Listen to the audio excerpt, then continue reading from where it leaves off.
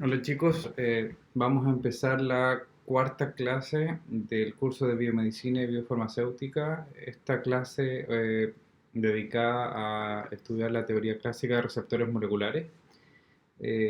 Básicamente el punto al cual nosotros queremos llegar con cualquier fármaco que se esté diseñando. Ok, primero tenemos que identificar a qué punto o qué es lo que queremos atacar, cuál es el centro del problema que nosotros queremos atacar en base a una enfermedad ya conocida. A esto lo vamos a denominar como diana biológica, o sea, es la diana, es el punto en el cual nosotros queremos o identificamos clave dentro de una cascada de reacciones que finalmente desencadenen en algún tipo de enfermedad.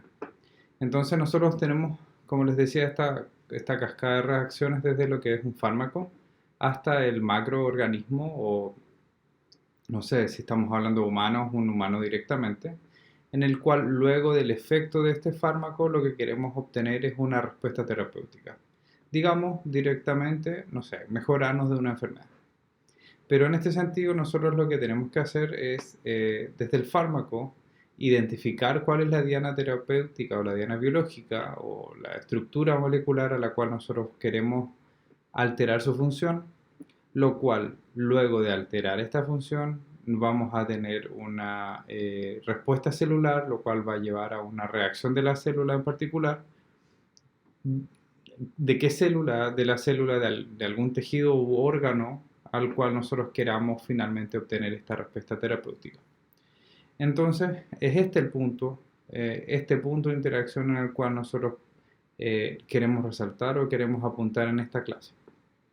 Vale decir que la identificación de una correcta diana biológica es un punto muy importante y creo que lo estuvimos mencionando durante las charlas que ustedes dieron como el proyecto de la unidad de investigación 1, en el cual si es que esta diana se encuentra en más de un órgano, o sea, obviamente en más de una célula, en más de un órgano, en distintos puntos de nuestro cuerpo, el efecto farmacológico puede ser un poco disminuido ya que estará distribuido en mayor cantidad de lugares intentando hacer su efecto.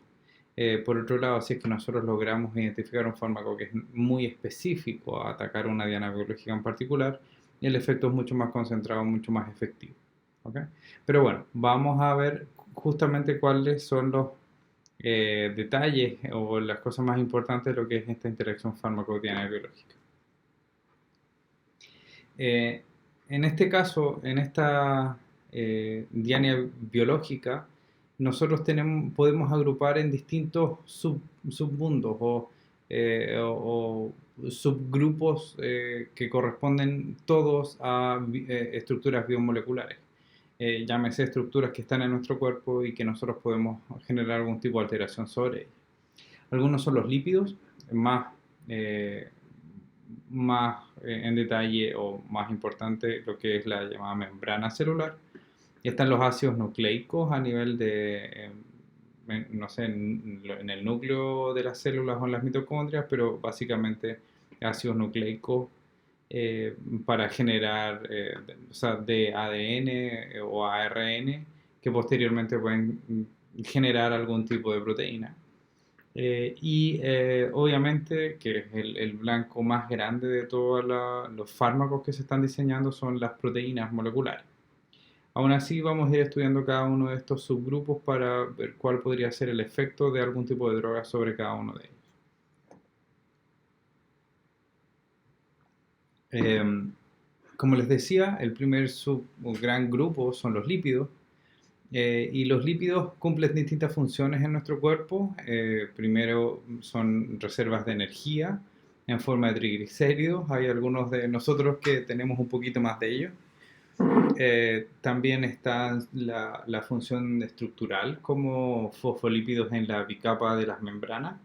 Esta es una de las funciones más importantes que son de los lípidos y también es uno de los puntos más interesantes al momento de atacar o de utilizarlos como blanco terapéutico como diana biológica. Y también cumplen la función como mensajeros químicos al ser algún tipo de reguladores como los esteroides principalmente. Entonces hay algunos ¿cómo podemos atacar este tipo de lípidos o para qué podríamos atacar este tipo de lípidos? Y hay algunos, por ejemplo, moléculas como esta, como el cloruro de cetril trimetilamonio o el cloruro de benzalconio, perdón. Ambos son los llamados amonio cuaternario, que últimamente están muy en boga, ya que pueden cumplir esta función, como se está viendo en el video, de destruir lo que es la membrana celular y en este sentido puede destruir la membrana celular que poseen algunos, o la cápside que poseen algunos virus.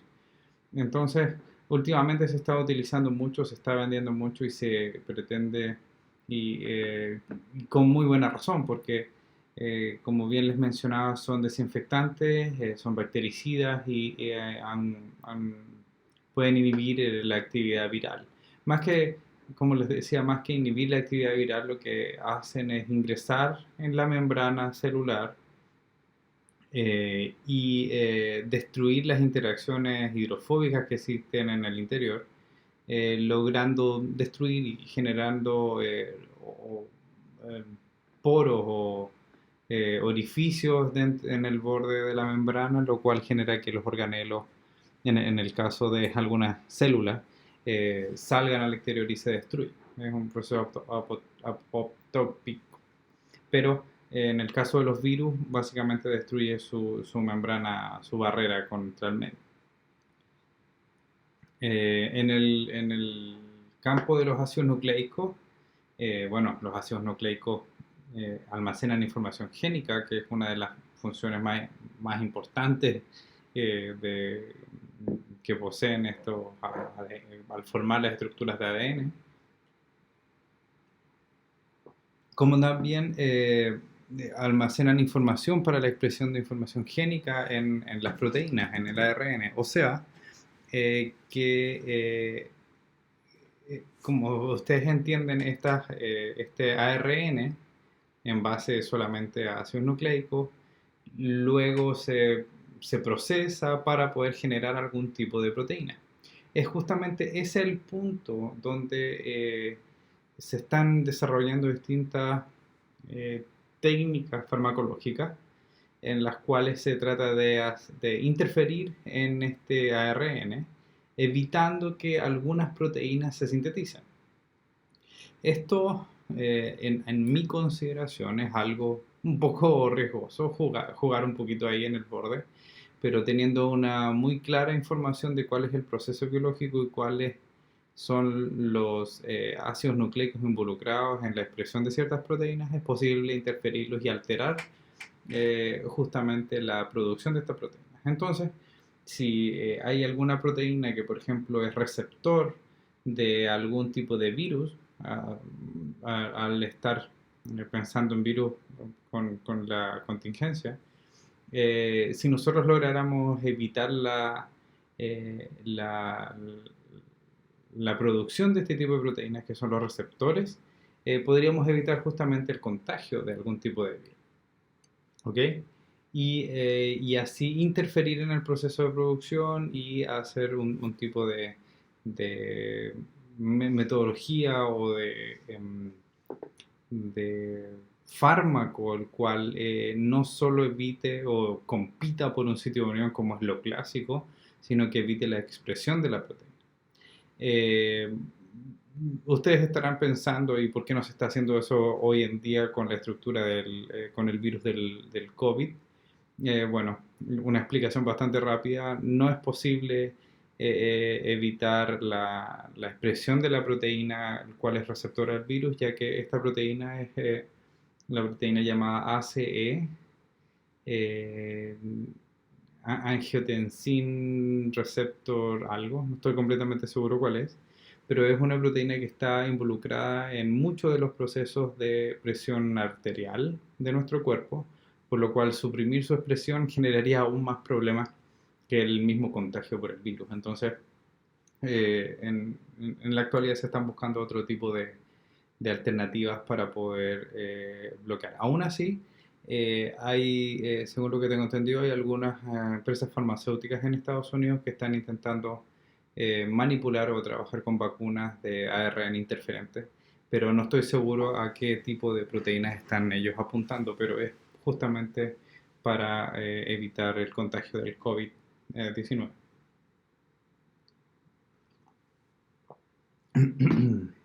Bueno, aquí hay algunos ejemplos de estructuras que se utilizan para hacer o interferir en el proceso de transmisión o de expresión de proteínas. Como una de las más comunes está la mecloretamina, la cual voy a intentar explicar brevemente. Es este tipo de estructura, como les mencionaba acá, eh, déjenme mostrarles. Es este tipo de estructura en la cual se ancla, tiene dos cloros en cada uno de sus extremos. Estos cloros son liberados, los cuales dejan a este nitrógeno con un grupo de electrones extra, el cual forma un pequeño anillo, pero básicamente lo importante es con esta carga positiva. Esta carga positiva se une a algún ácido nucleico, dejando libre nuevamente este par de electrones, los cuales al liberar el segundo cloro, nuevamente generan el mismo tipo de anillo, esta vez sin carga, pero que es capaz de enlazarse a un segundo ácido nucleico. Aquí se puede ver, si nosotros tenemos una estructura de ADN normal, utilizando este tipo de compuestos, como se ve, como lo traté de escribir en esta reacción, es posible enlazar dos guaninas, por ejemplo, generando este tipo de complejos que está acá. En este sector se puede ver más en detalle en dónde es la generación del enlace de este tipo de compuestos con la guanina y luego de una hidrólisis es posible que este grupo se lleve este par de guaninas, dejando una estructura de ADN con alteraciones. Estas alteraciones, si es que son selectivas, o sea, racionalmente pensadas, van a alterar la expresión de algún tipo de proteína en particular. Y quizás eso es lo que nosotros podríamos utilizar como terapia para eh, apuntar a alguna diana terapéutica en particular. Entonces, la diana terapéutica en este caso es la proteína, esa es la que genera el problema, pero nosotros no estamos atacando directamente la proteína, sino el ADN que expresa a esa proteína más adelante. Ojalá que el concepto se logre entender. Por otro lado, y una de las principales dianas terapéuticas, sino la que más se utiliza o más se apunta en el proceso del diseño de fármacos, son justamente las proteínas, las cuales tienen distintos roles en distintos tipos de estructuras.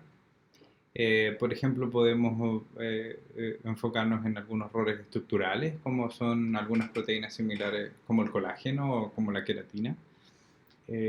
También las proteínas entran en roles de regulación, como lo son la insulina y algunas hormonas de crecimiento. Como transportadoras, esto es bastante importante, como la hemoglobina.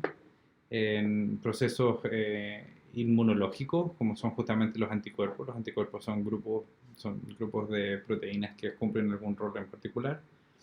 Destaco el rol enzimático porque uno de los principales roles de las proteínas, algunas enzimas cumplen funciones muy en particulares y son todas moduladas por algún tipo de droga, por lo cual esa es la diana terapéutica que se intenta atacar. Algunas proteínas que cumplen roles como estructuras contráctiles, las actinas y las miosinas, que son proteínas que justamente participan en como los músculos, muy similar a lo que es los colágenos. Roles homostáticos colaboran por ejemplo, el mantenimiento del pH, también traducción de señales. eh, Hay distintos tipos de señales que podríamos destacar acá. Y algunos roles como protectores o defensivos, como son las proteínas, las trombinas y la fibronógena. Entonces, este tipo de proteínas cumplen roles claves en la vida y son muy versátiles respecto a la cantidad de aplicaciones que pueden tener. Pero en general, la gran cantidad de fármacos que están diseñados hoy en día están justamente diseñados para atacar, bloquear, activar o modular en grandes rasgos algunos de estos tipos de proteínas. Entonces, si nosotros, más que los distintos roles que tienen las proteínas, agrupamos cuáles son las dianas biológicas las cuales nosotros podríamos llegar a atacar, están principalmente las proteínas transportadoras,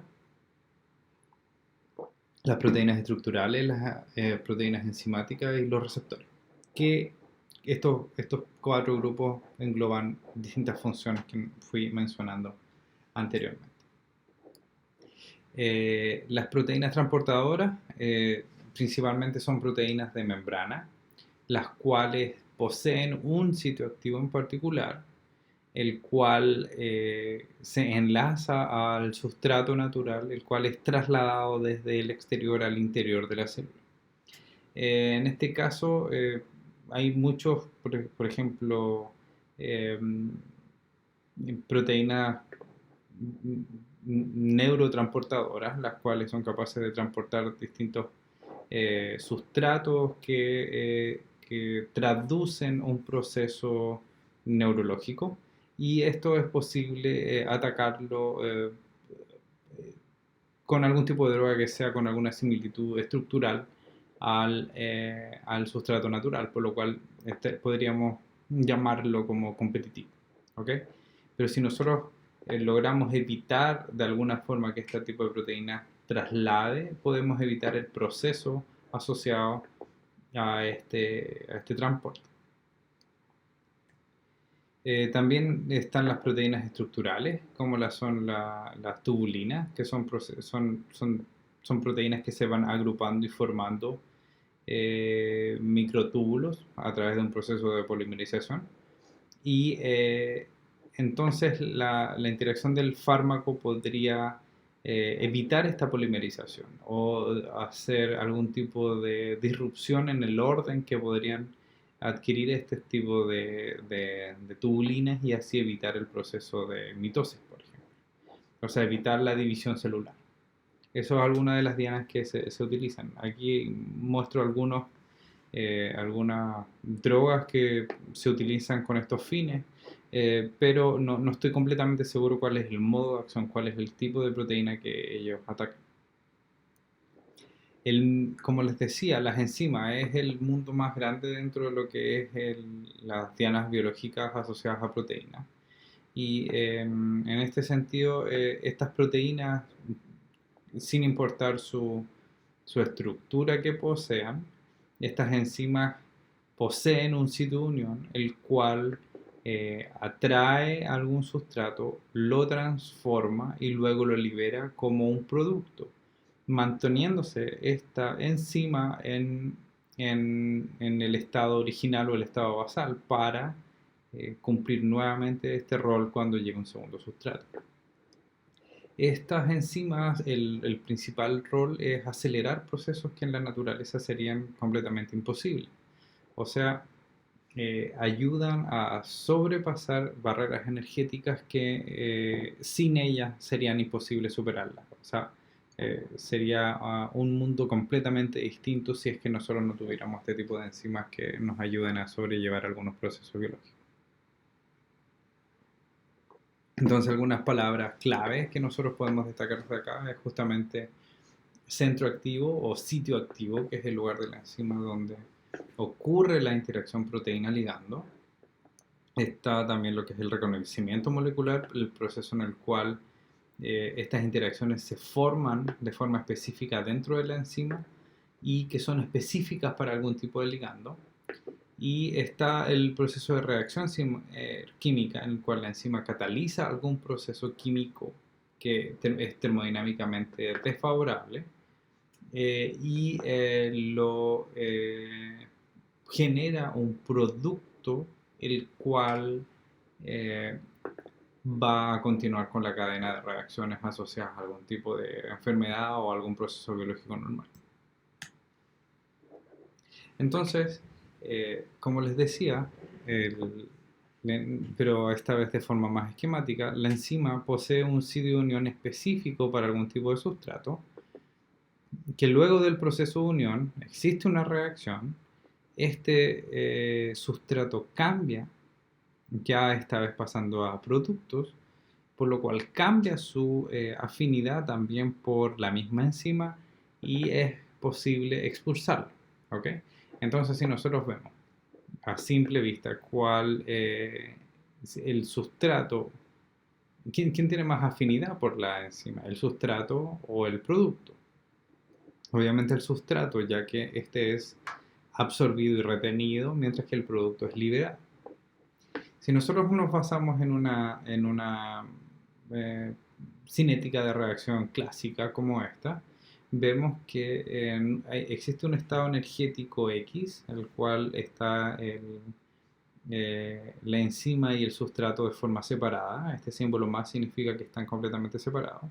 Luego el complejo entre ellos tiene una menor energía que sus estados independientes, o sea, cuando están separados, que luego la enzima al catalizar esta reacción logra sobrellevar y sobrepasar una barrera de activación mucho más alto que la barrera energética que posee el complejo.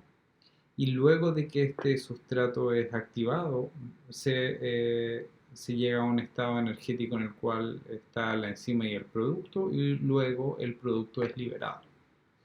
Es liberado para continuar el proceso de reacción. ¿Qué tipo de interacciones ocurren dentro del sitio de unión? Ahí hay una infinidad de posibilidades, pero en general todas estas interacciones son por procesos netamente electrostáticos. ¿Por qué? Porque no, en el proceso de transformación de este sustrato no existe formación de enlaces covalentes. Porque un enlace covalente sería aún más difícil de romper en el estado de llegar a un tipo de producto, por lo cual podríamos decir que la mayoría de las interacciones son interacciones iónicas, netamente en base a carga, dipolo-dipolo, incluyendo lo que son los enlaces de hidrógeno, enlaces relativamente débiles, el dipolo inducido, que es también en base a interacciones electrostáticas, pero un poco más fuertes, y interacciones apolares que también pueden participar dentro del proceso de unión de la droga a la enzima. Droga o sustrato, como queramos llamar.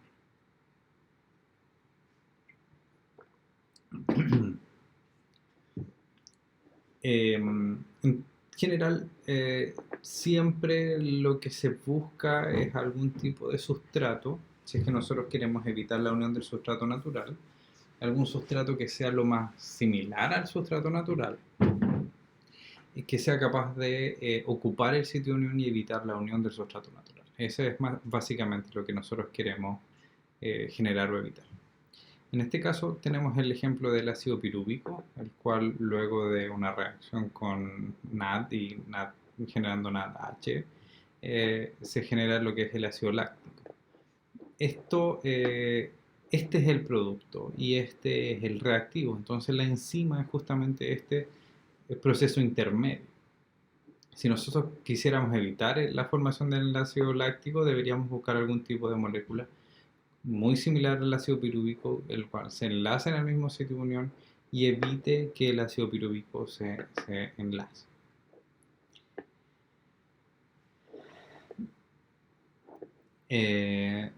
Bueno, esto ya se lo había explicado anteriormente. Entonces existen distintos tipos de inhibición de enzimas y son las que asumo ustedes ya reconocen, que son las inhibiciones reversibles, inhibiciones competitivas o inhibiciones no competitivas o alostéricas. Cuando son inhibiciones competitivas, estas compiten por el mismo sitio de unión, evitando que el sustrato ingrese en la enzima. Entonces nosotros tenemos un sitio activo y tenemos un sustrato. El sustrato como decía, este es el proceso de reacción normal. El sustrato se une y hay alguna serie de productos. Si esto es un inhibidor competitivo, tenemos un inhibidor distinto, el cual se une en el mismo sitio de unión de la proteína y evita que el sustrato eh, entre en la enzima y se generen los productos, que bueno, no sabemos bien cuál es el problema, si la enfermedad es generada por estos productos o no. Regularmente es así. O podemos también tener algún inhibidor no competitivo, en el cual el inhibidor no se une en el mismo sitio de unión, sino que se une en un sitio alostérico, en un sitio distinto, el cual, no puedo decirlo de forma general, pero evita algún tipo de movimiento, algún tipo de cambio estructural en la proteína, el cual, por lo cual, a pesar de que el sustrato natural se una a la enzima, no existe una reacción química asociada a esta unión, por lo cual no existe la generación de productos. Esto es lo que llamaríamos inhibición alostérica. Algunos ejemplos de esto, podemos hablar de lo que es la enfermedad de Alzheimer, en la cual la diana biológica es justamente la enzima, la acetilcolinesterasa, que la función de esta acetilcolinesterasa es justamente generar una hidrólisis en la acetilcolina y liberar, a través de una serina precisamente, y liberar esta acetilcolina al medio. Entonces, esta acetilcolina es el sustrato endógeno, el cual viene, se une por algún bolsillo negativo con este grupo positivo, este nitrógeno cargado que se encuentra acá. Alguna serina atrae este grupo carboxilato, lo enlaza de forma covalente, luego libera por una hidrólisis, libera esta estructura sobrante, y esta colina es la que genera el daño o es el neurotransmisor que no se traslada correctamente y genera esta enfermedad de Alzheimer. Una de los fármacos más comunes que se ocupan es esta fisostigina, el cual, a pesar de que es una estructura molecular bastante distinta a lo que es la acetilcolina, posee grupos similares en posiciones similares. Y lo que hace básicamente es unirse o acercarse al mismo bolsillo negativo que lo hace la acetilcolina, por lo cual compite por el mismo sitio de unión, y también ocurre una reacción química, pero esta vez esta estructura es distinta, tiene un grupo amina en este extremo, y este sustrato liberado, este producto liberado no es endógeno, o sea, no es tóxico o dañino como lo es la colina que se libera en el proceso regular. ¿Ok? Entonces, básicamente estamos tratando de describir un proceso competitivo respecto a la inhibición de este tipo de proteínas. También existen algunos inhibidores, los cuales podemos llamar como irreversibles. En el caso de la acetilcolina era un proceso reversible, o sea, la reacción ocurría y el sitio de unión queda completamente disponible para una siguiente reacción. Pero también existen algunos inhibidores que son completamente irreversibles, los cuales entran al sitio de unión, como es esta droga, se enlazan covalentemente a algún aminoácido o algún residuo dentro de la proteína, para luego de la reacción catalítica queda una estructura enlazada o una parte del sustrato queda enlazado dentro del sitio de unión, impidiendo el ingreso de futuros sustratos al sitio de unión. Entonces es literalmente como si nosotros pusiéramos una moto en un estacionamiento de auto. ¿Okay? Nosotros dejamos esa moto ahí y por muy pequeña que sea, evita que un siguiente auto pueda estacionarse o ocupar ese mismo lugar. ¿Okay? Es bastante molesto cuando uno pasa eso. Y creo que a las proteínas también les es bastante molesto al no poder cumplir su rol como corresponde. Los receptores de membrana también son blancos terapéuticos, y eso bueno, asumo que lo han entendido a lo largo de esta clase, y es un proceso bastante similar al que habíamos descrito anteriormente, Este tipo de receptores de membrana lo que hacen es recibir algún tipo de mensajero para generar algún cambio estructural en la proteína. No es este un proceso de transporte, sino que luego de que el sustrato natural se une en un sitio activo, esta proteína cambia su conformación y luego esta conformación a nivel intracelular genera alguna cadena de reacciones y eso traduce, lleva algún tipo de mensaje hacia el interior de la célula y luego este mensajero es liberado. Esto también es algún tipo de blanco terapéutico, ya que es posible evitar este cambio conformacional también por algún tipo de sustrato, ya sean inhibiendo competitivamente o no. Entonces, en estos procesos de reconocimiento molecular existen distintas teorías y esto se asemeja bastante a las metodologías de docking que ustedes han visto en algunos cursos, en los cuales les llamamos teoría de la llave cerrojo, en el cual tanto el sitio de unión como el sustrato son relativamente rígidos, o sea, se reconocen a medida de que el sustrato ingresa en el sitio de unión se reconocen ciertos puntos de anclaje, como también existe la teoría de la adaptación inducida, o en el área de docking molecular se le llama la teoría mano-guante, en el cual tanto el sustrato como el receptor son flexibles y uno se adapta al otro, ¿ok? Entonces es un proceso adaptativo, no es un proceso tan rápido que desencadena una reacción de la nada. Entonces, los tipos de respuestas químicas asociadas a la unión de algún mensajero y obviamente cambio conformacional, las respuestas pueden ser abrir o cerrar canales iónicos, activar algún tipo de enzima que se encuentra en el interior o también activar algún otro tipo de proteína. No sé, les doy a modo clásico. Hay algunas proteínas transmembranales que al momento de unir un sustrato ocurre un cambio conformacional que es en el interior de la célula y esto puede eh, favorecer la unión de otras proteínas a este receptor en la parte del interior de la célula. Eso ya es transmitir algún tipo de mensaje. ¿Mm?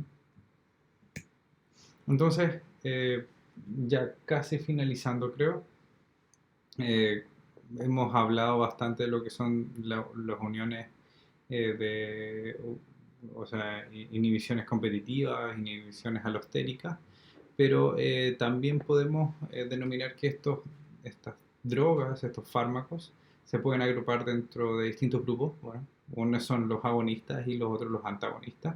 Es un poco complejo entender cuál es el modo de acción de los agonistas y los antagonistas. Pero vamos a intentar describirlo en esta figura, que creo que es bastante explicativo.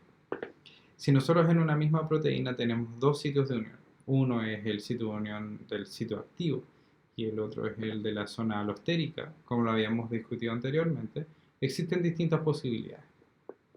En este extremo acá, nosotros tenemos el sustrato endógeno, el que realiza la acción, y tenemos un antagonista alostérico, por ejemplo, con esta forma. Entonces lo que pasa cuando hay algún tipo de inhibición alostérica, este antagonista se une a su sitio de unión, cambiando el sitio de unión del sustrato endógeno, lo altera, por lo cual el sustrato no puede unirse y por lo tanto es una conformación no productiva, o sea que la enzima no cumple su rol, no genera ningún tipo de producto. Esto es no existe respuesta química, ¿ok? Por lo cual esto sería un antagonista porque evita la acción, pero de una forma alostérica. También existe algún tipo de agonista ligando. En este caso, el agonista tiene una forma muy parecida al sustrato endógeno. Se une en el mismo sitio de unión que el sustrato endógeno y sí hay alguna respuesta química asociada a esto. Entonces ahí nos va dando luces de que el antagonista evita la reacción, pero el agonista sí la favorece. En este caso, nosotros diríamos, la enzima sigue funcionando. Sí, pero los productos asociados a esta reacción son distintos a los productos asociados a la reacción con el sustrato endógeno. Y quizás estos productos asociados no generen ningún tipo de daño como lo generaría un producto que venga desde el sustrato endógeno. Por otro lado, también existe el antagonismo competitivo. Antagonismo, ¿ok? Lo cual, esto es muy sencillo, básicamente pensando en lo que es una inhibición competitiva. Un antagonista competitivo se une en el mismo sitio de unión que el sustrato endógeno, evitando que se una el sustrato endógeno, y pero no favorece ningún tipo de reacción. O sea, la enzima deja de funcionar y por lo cual no hay respuesta, no hay una respuesta química. Ujú. Existen otras formas también de tratar de disminuir procesos enzimáticos y esto ojalá lo logren entender. Si nosotros tenemos una enzima A que se une a una enzima B y luego esta enzima B también se podría unir a una enzima C y este enzima B es parte de un receptor para una respuesta biológica, nosotros podemos tratar de inhibirla de distintas formas. Primero, podemos intentar inhibir, si es que nosotros queremos que este receptor sea un proceso antagónico, podemos intentar inhibir la formación del complejo AB, por lo cual nosotros tenemos menos o este enzima B tendría mayor posibilidad de unirse a la enzima C y provocaría un efecto antagónico versus un receptor molecular y por lo tanto tendríamos una menor respuesta biológica. Por el otro lado, nosotros podríamos inhibir la formación de este complejo BC, por lo cual tendríamos mayor cantidad de enzima B, por lo cual generaría un efecto, este inhibidor generaría un efecto agonista sobre el receptor y tendríamos un aumento de la respuesta biológica. ¿A qué me refiero con esto? ¿Por qué les doy este tipo de ejemplo? Porque nosotros también, si nosotros identificamos un tipo de proteína en particular que viene de algún proceso enzimático, nosotros podríamos no necesariamente inhibir o atacar de forma agonista o antagonista esta proteína, sino procesos cercanos a esta proteína para generar un efecto ya sea agonista o antagonista sobre este receptor. Ojalá que este concepto también se entienda porque es un concepto bastante bonito dentro de lo que es la biología, porque es multifactorial. Nosotros, algunos tipos de enfermedades no solo dependen del funcionamiento de una proteína. Piensen en eso. No es solo la proteína que está involucrada en alguna enfermedad, sino a veces es un grupo de proteínas. Quizás el complejo entre dos proteínas es el que realmente genera o sea nuestro blanco terapéutico. Entonces nosotros podríamos atacar cada una de las proteínas por separado y evitar la formación de este blanco terapéutico. O favorecer la formación. Es distinto dependiendo el tipo de respuesta que nosotros queramos generar. Ojalá que esto se entienda. Intenten buscar mayor información en la web respecto a lo que son las dianas biológicas y respecto a los procesos agonistas y antagonistas, en particular asociados a enzimas, porque lejos son el área más hot o más importante dentro de lo que es el proceso de búsqueda de fármacos para receptores moleculares. Entonces con eso cierro esta clase. Salió un poco larga esta clase, la quise hacer en un solo video. Pero solo mencionarles lo que se nos viene. Se nos viene la prueba de la primera unidad para la próxima semana. Aún no tenemos claro si es el 26 de mayo o el 28 de mayo. Es algo que tenemos que conversar dentro de estos días y también espero la confirmación de qué día ustedes tienen tiempo para reunirse por si hubiera algún tipo de consulta o dudas previos a la prueba. ¿Ok? Entonces me despido por hoy. y espero que esta clase haya quedado lo más clara posible. Si no, reunámonos algunos de estos días para hablar dudas o aclarar conceptos. Ok, saludos. Chao, chao.